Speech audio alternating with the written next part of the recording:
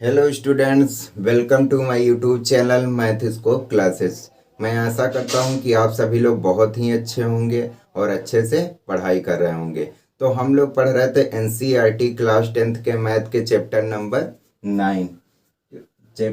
9 जिसको हम लोग कहते हैं एप्लीकेशंस ऑफ ट्रिग्नोमेट्री या हिंदी में इसको कहते हैं त्रिकोणमिति के अनुप्रयोग। तो इसके पहले वाले वीडियो लेक्चर में हमने एक्सरसाइज 9.1 के क्वेश्चन नंबर 6 तक किया था। आज हम लोग क्वेश्चन नंबर 7 को हल करते हैं। तो आपका क्वेश्चन क्या दिया गया है उसको पढ़ते हैं। तो क्वेश्चन हमारा दिया गया है कि भूमि के एक बिंदु से एक 20 मीटर ऊंचे भवन के शिखर पर लगी एक संचार मीनार के तल और शिखर के उन्नयन कोण कितने हैं? क्रमशः 45 डिग्री और 60 डिग्री हैं। मीनार की ऊंचाई ज्ञात कीजिए। तो पहले करेंगे क्या, क्वेश्चन को थोड़ा थोड़ा पढ़ते जाते हैं और हम लोग फिगर ड्रा करते जाते हैं। तो क्या है, मान लिया कोई एक ये भूमि है, ये मान लिया कोई एक भूमि है। भूमि के एक बिंदु से, भूमि का कोई एक ये बिंदु है, भूमि के एक बिंदु से एक 20 मीटर ऊंचे भवन, ये मान लिया कोई 20 मीटर ऊंचा भवन है। ये क्या है? भवन है। कितना ऊंचा है? 20 मीटर। 20 मीटर ऊंचा ये भवन है। फिर कह रहा है 20 मीटर ऊंचे भवन के शिखर पर लगी एक संचार मीनार। ये भवन का शिखर है, इसके शिखर पर एक यहाँ संचार मीनार लगी है। इसको क्या कहते हैं? संचार मीनार। संचार मीनार, ठीक। संचार मीनार के तल और शिखर के उन्नयन कोण क्रमशः 45 और 60 डिग्री हैं। तो संचार मीनार का ये तल हो गया। तो तल का यहाँ से शिखर, तल और शिखर का क्या लिखा है आपका? शिखर पर लगी एक संचार मीनार के तल और शिखर के उन्नयन कोण क्रमशः 45 डिग्री और 60 डिग्री हैं। तो मीनार, संचार मीनार के तल का जो उन्नयन कोण है वो कितना है? 45 डिग्री है। 45 डिग्री है। फिर कह रहा है शिखर के उन्नयन कोण, तो ये संचार मीनार का शिखर हो गया। शिखर का जो उन्नयन कोण है वो कितना है? वो आपका 60 डिग्री है। कितना है? 60 डिग्री। हमें ये बताना है कि मीनार की ऊंचाई क्या होगी। हमें ये संचार मीनार की ऊंचाई ज्ञात करना है। तो इसको हम मान लेते हैं h मीटर है, कि उसकी ऊंचाई h मीटर है। तो इसको नाम दे देते हैं, इसको a मान लेते हैं, इसको b और इसको c और इसको d। तो हम करेंगे क्या, पहले हम छोटे वाले त्रिभुज को लेकर चलेंगे, त्रिभुज BCD को। फिर उसके बाद त्रिभुज ACD को लेके चलेंगे, बड़े वाले त्रिभुज को। अगर हम छोटे वाले त्रिभुज को लेके चलेंगे तो यहाँ से हमें आधार मिल जाएगा। अगर हमें आधार मिल गया, फिर जब हम बड़े वाले त्रिभुज को लेके चलेंगे तो वहाँ से हमें h की वैल्यू मिल जाएगी। तो हमें पता चल जाएगा कि ये संचार मीनार कितनी ऊंची है, कि इसकी हाइट कितनी है। तो हम लोग मान लेते हैं, माना संचार मीनार की ऊंचाई, माना संचार मीनार की ऊंचाई, मीनार की ऊंचाई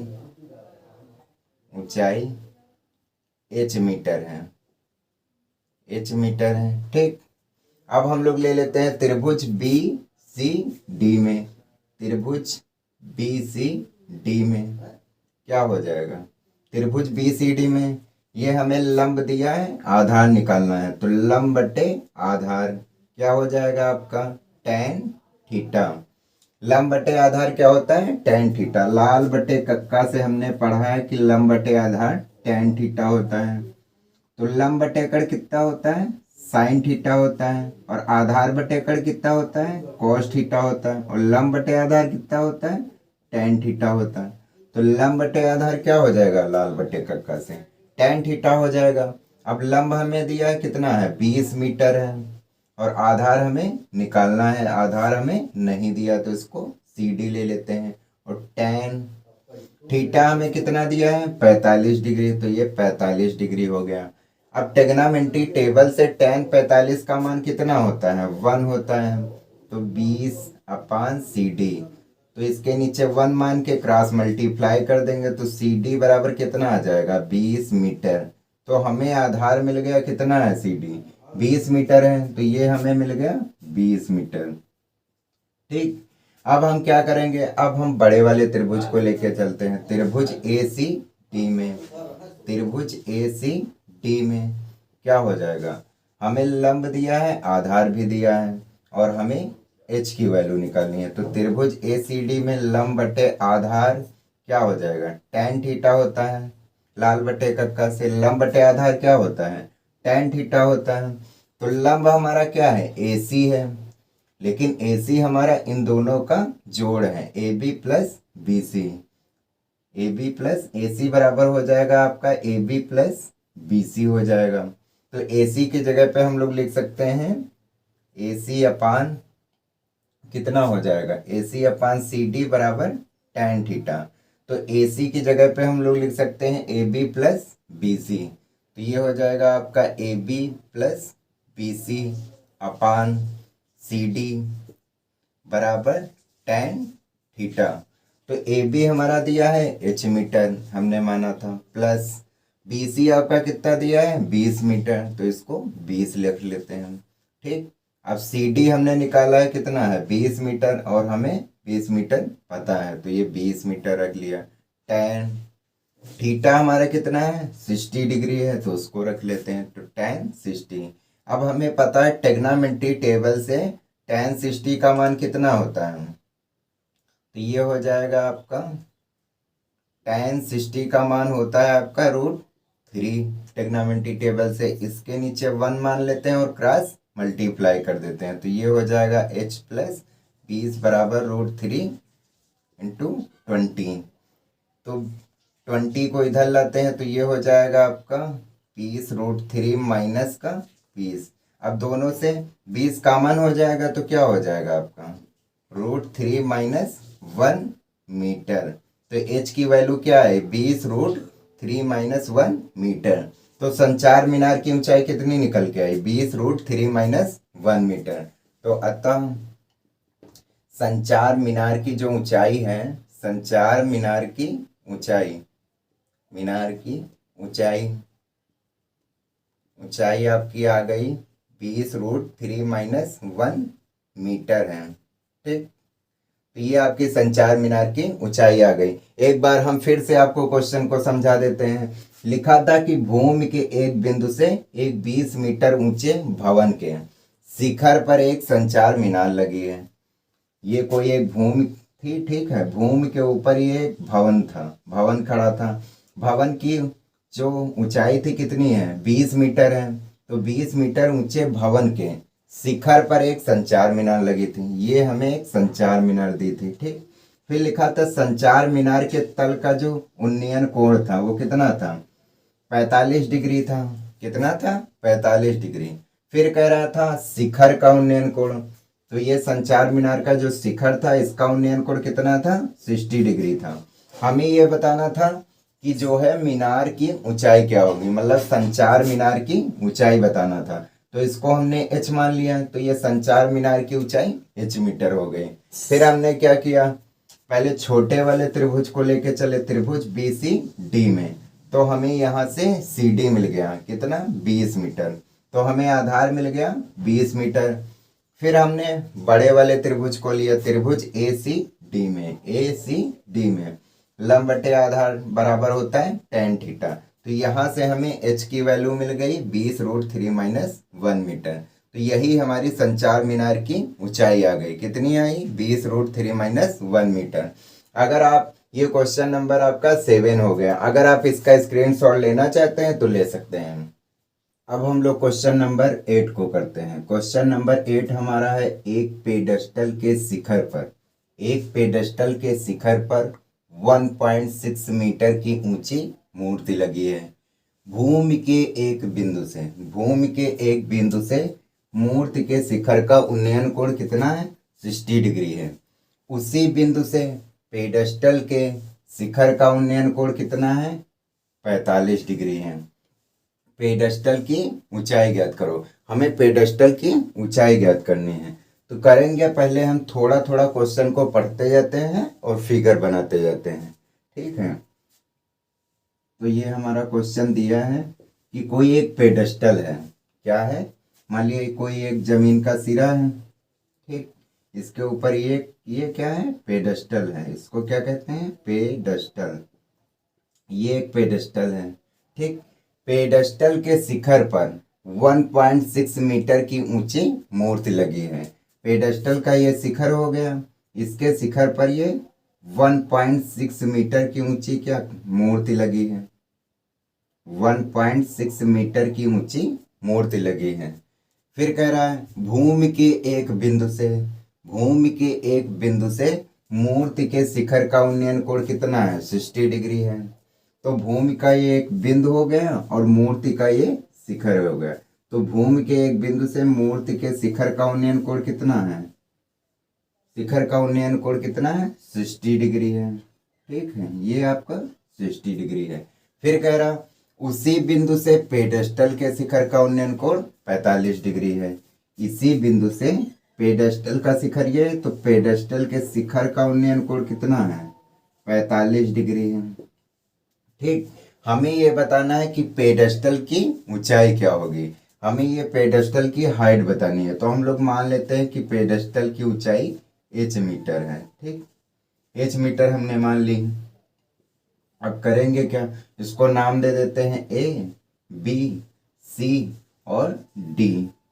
अब पहले काम जैसे हमने क्वेश्चन नंबर 7 में किया था, ठीक उसी प्रकार पहले हम छोटे वाले त्रिभुज को लेके चलते हैं, उसके बाद फिर बड़े वाले त्रिभुज को लेके चलेंगे। तो छोटे वाले जब त्रिभुज को लेके चलेंगे तो हमें ये आधार पता हो जाएगा, क्योंकि हमें लंब पता है, हमने मान लिया है, लेकिन हमें आधार नहीं पता है। तो इसके माध्यम से हम लोग आधार निकालते हैं। तो पहले मान लेते हैं, माना पेडस्टल की ऊंचाई, पेडस्टल की ऊंचाई कितनी है, h मीटर है, पेडस्टल की ऊंचाई h मीटर है, h मीटर है, ठीक।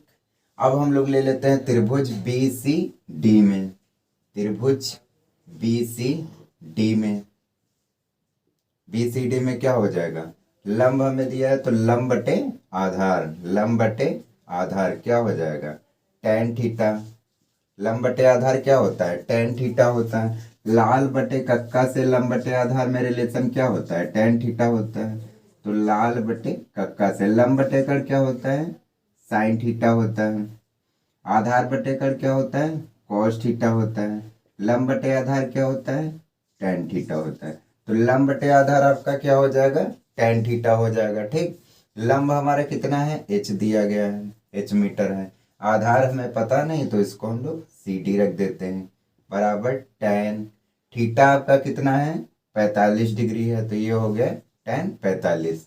अब हमने पढ़ा है कि tan 45 डिग्री का ट्रिग्नोमेट्री टेबल से मान क्या होता है, 1 होता है। तो ये आपका 1 हो गया, तो h/CD, ठीक, CD हो गया। तो यहाँ से CD की वैल्यू कितनी आई, h मीटर आ गई, ठीक, h मीटर आ गई। अब हम लोग क्या करेंगे, हमें आधार पता चल गया कि ये भी h मीटर है। अब हम लोग त्रिभुज ACD को ले लेते हैं, त्रिभुज ACD में क्या हो जाएगा, त्रिभुज ACD में हमें लंब पता है, आधार निकालना है, तो लंब बटे आधार। तो लंब बटे आधार क्या होता है, लाल बटे कक्का से tan थीटा होता है। तो लंब हमारा क्या हो जाएगा, लंब हमारा AC हो जाएगा और AC इन दोनों का योग होगा, AB प्लस BC का। तो यह लंब की जगह पे हम लोग लिखेंगे AB प्लस BC, ठीक, अपान अपान आधार कितना हो जाएगा, CD बराबर tan थीटा, ठीक। AB हमें दिया है कि 1.6 मीटर है, तो ये 1.6 हो गया, प्लस BC हमारा कितना है, h है, अपान CD हमने निकाला है अभी, CD भी हमारा h मीटर है, तो ये आपका h हो गया, बराबर tan थीटा की वैल्यू क्या है, थीटा की वैल्यू 60 डिग्री है, तो ये tan 60 डिग्री हो गया। अब हमने ट्रिग्नोमेट्री टेबल से पढ़ा है कि tan 60 का मान क्या होता है, √3 होता है, तो ये √3 हो गया। इसके नीचे 1 मान के क्रॉस मल्टीप्लाई कर देते हैं, तो ये हो जाएगा 1.6 प्लस h √3h, ठीक, इतना हो गया। अब h को इधर ले आते हैं, तो ये हो जाएगा 1.6 √3h माइनस का h हो गया। ठीक, अब इन दोनों से h को कॉमन ले लेते हैं तो क्या हो जाएगा, √3 माइनस 1 इंटू h हो गया। तो यहाँ से अगर h की वैल्यू निकालेंगे तो क्या हो जाएगा, 1.6 √3 माइनस 1 हो गया। ठीक, अब हम लोग करेंगे क्या कि इसके नीचे √3 माइनस 1 है, अब हम लोग इसके अपोजिट से गुणा कर देंगे। तो इसके अपोजिट से गुणा करेंगे, यहाँ पे माइनस है तो ऊपर प्लस से कर देंगे, √3 प्लस 1 और √3 प्लस 1।